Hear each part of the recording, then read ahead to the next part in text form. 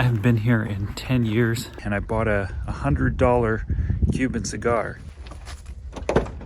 Felt like I was visiting something from my past, and it just...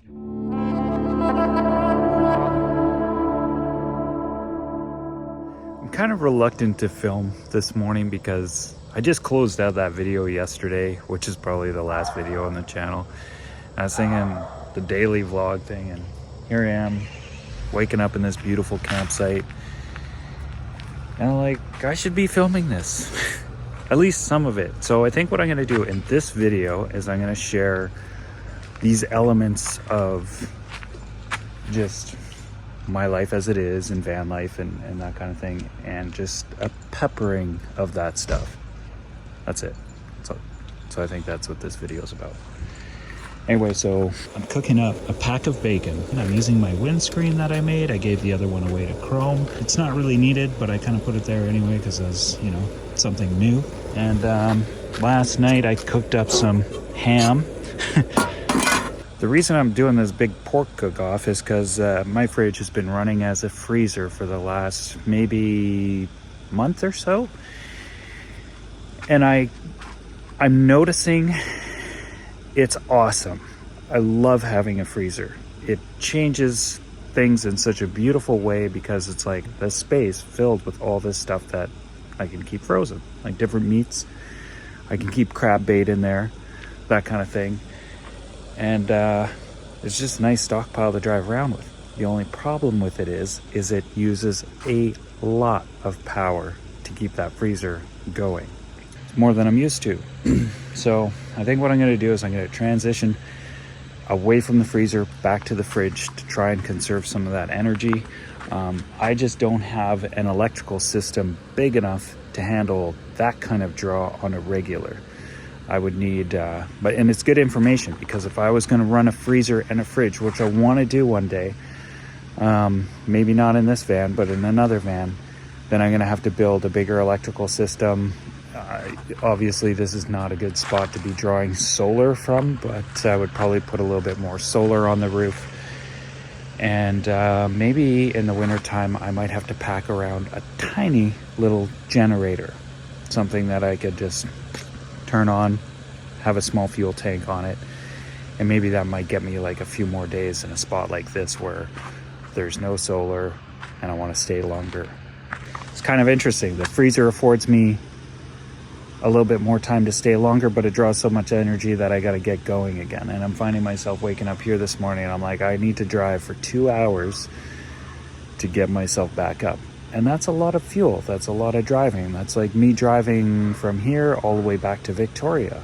And sorry for introing with such a long talk. I know some of you have already clicked off because you're like, no, I can't listen to this chat. Usually I save that stuff for later, but anyway, that's what I'm doing.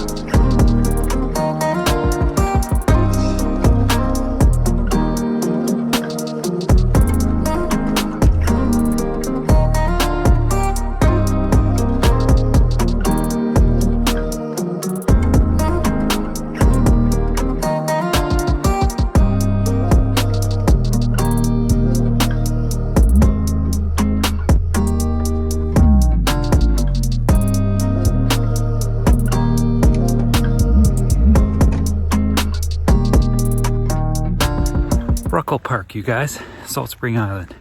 I haven't been here in 10 years. How about there?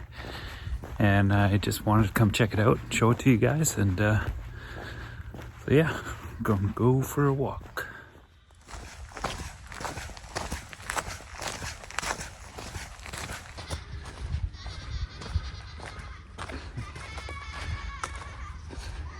sharing the wild.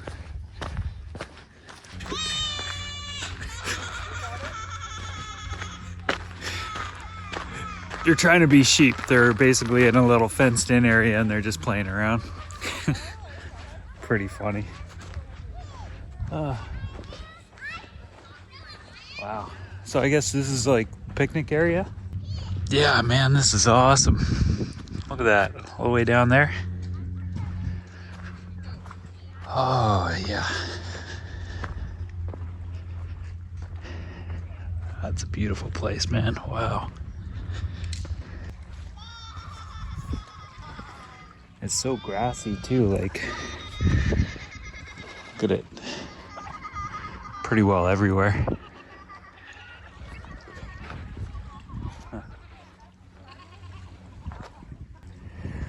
Oh, that sun feels so good. Man, I haven't seen that in a while.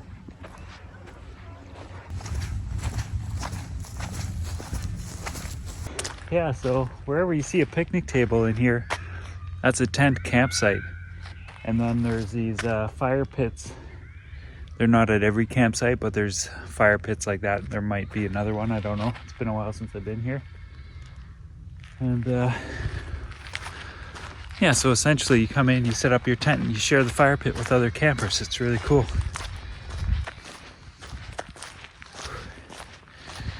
It was a very kind of somewhat friendly social experience coming here in the past. And then right back here, it's a little water fill up. And yeah, actually, you know what? I camped right down here.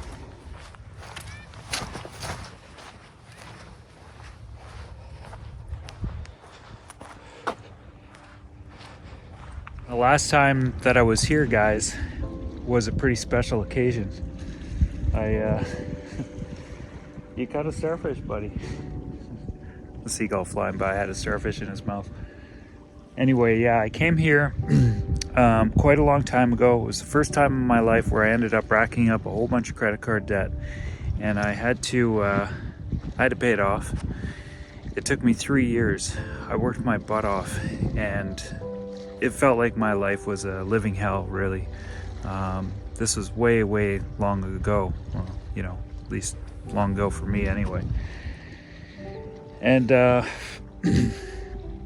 yeah, after I'd paid off all those debts, I went to a cigar shop in Vancouver and I bought a $100 Cuban cigar. And I came here and you know, set up camp. And I lit that cigar when I was here, and I smoked that cigar, basically just, you know, soaking in the celebration of paying off all my debt. And that was the last time I was here, you guys. Now I'm visiting this place again and I have more debt. Not as much as I had back then. Right now I'm at about $22,000 in debt. So it's a different position. I was totally expecting to be debt free right now at this point in my life. When I got into the van and I started building it out, you know, I got into it because rent was so expensive, and I'd been out of the rental market for a while. And I figured, okay, I did my research into van life, and I was like, I can make this work.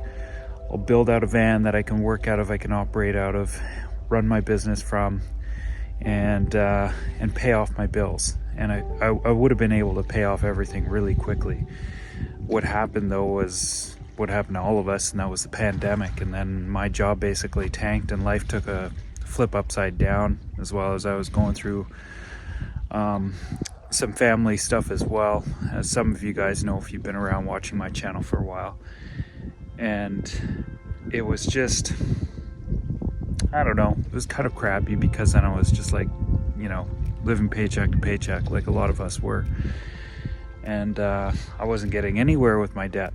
and it's pretty well sitting at the same spot it was when the pandemic started. I'm able to make my payments and all that kind of thing, and it's tricky being in this position, but I'm not afraid of it because I know that I'm gonna work through it anyway, and I'll be able to come back, maybe not to this place, but maybe somewhere else, and I'll buy that $100 cigar when it's all done, and I'll have that and celebrate it, and I'll celebrate that with you guys. Anyway, I'm gonna be heading back into Victoria here soon.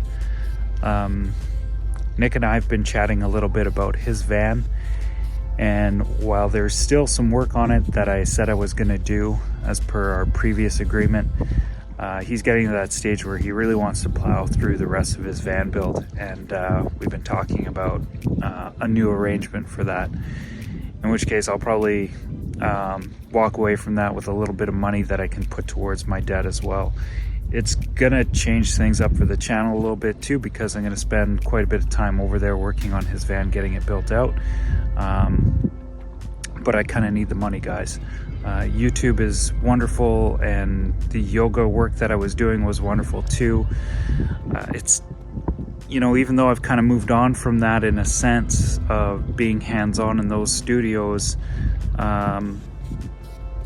I'm out here taking care of other business and really trying to launch this channel more so that I can rely on it as a full-time income. It's not quite there. So things have been pretty lean and that kind of thing, and I need to make a bit of money. So Nick and I have made a little bit of an arrangement, and hopefully that'll help out. Plus it'll be, you know, van content, van building content. I know some of you guys like to see that sort of stuff, so I'll film that and edit it. I don't know how that's going to shape up, but yeah.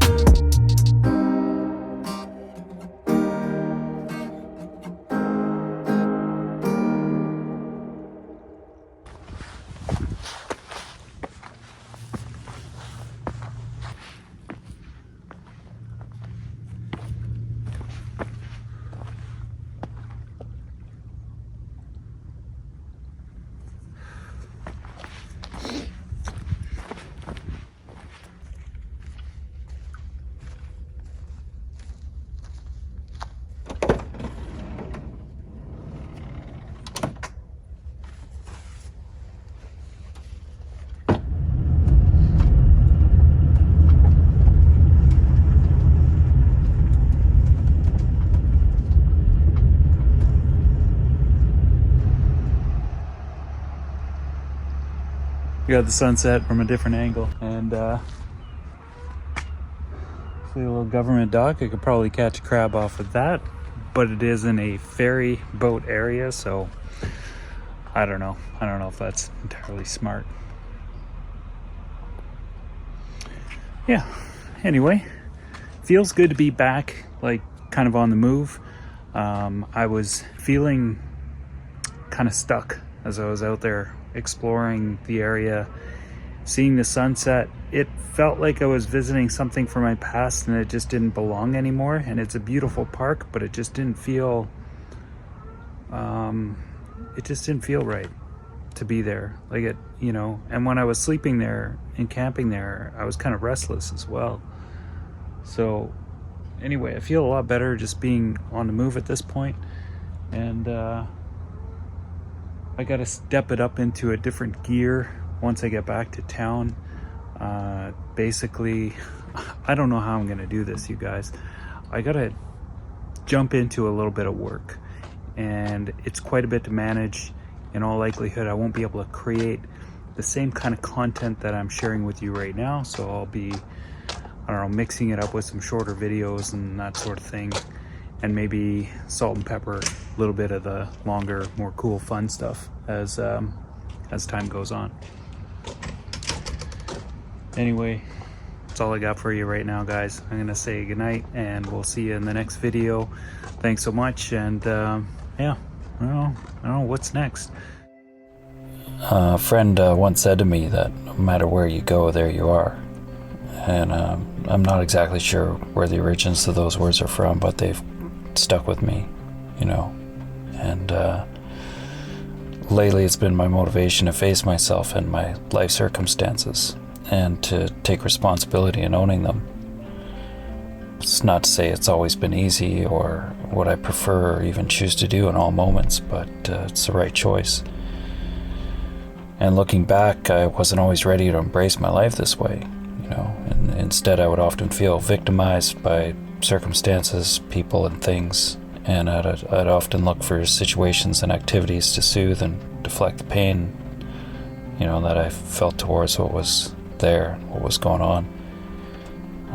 In a sense, I was living in a form of denial, and yet, you know, over time, those words that my friend shared with me began to sink in and take hold. And, you know, there's definitely other experiences and influences that would lend themselves to the same meaning. But I was realizing that a big part of myself was, or my life was, just realizing myself and embracing what was there, you know, in all its totality. And you know, it wasn't easy. There was definitely a struggle.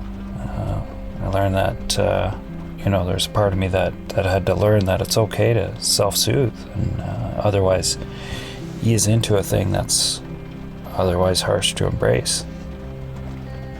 And now more than ever before, I can embrace my responsibilities, and by doing so, I heal not just myself, but I heal those around me too. So I suppose when the time comes for me to light up that cigar, I'll know in all my heart that I've earned it. And that, my friends, is liberation.